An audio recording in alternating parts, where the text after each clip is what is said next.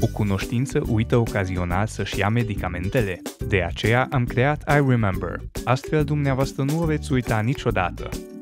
iRemember este un capac inteligent pentru cutii de medicamente care se potrivește cu majoritatea cutiilor standard și oferă mementouri de voce, o dată, de 2 ori sau de 3 ori pe zi pentru dozarea medicamentelor. Poate comunica direct cu telefonul dumneavoastră, spre deosebire de cutiile tradiționale de dozare a pilulelor care se umple mai greoi și forțează utilizatorii să renunțe la cutiile originale a medicamentelor. iRemember a fost conceput special pentru a se potrivi direct peste cutie, iar astfel se păstrează eticheta cu informațiile originale. Dispune de un design de capac larg pentru deschidere și închidere ușoară și având partea superioară din silicon, fiind confortabil de utilizat, păstrând în același timp elementele de siguranță pentru copii. Un buton de status este întotdeauna la îndemână dacă nu sunteți siguri de ora ultimei doze luate pentru a ajuta la prevenirea asupra sau a subdozării, iar jurnalul poate fi vizionat pe calculator.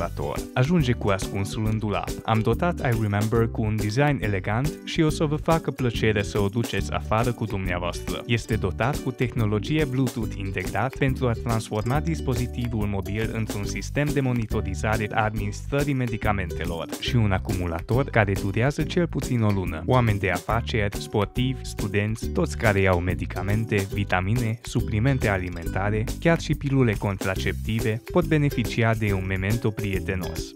Uitați despre uitare. iRemember.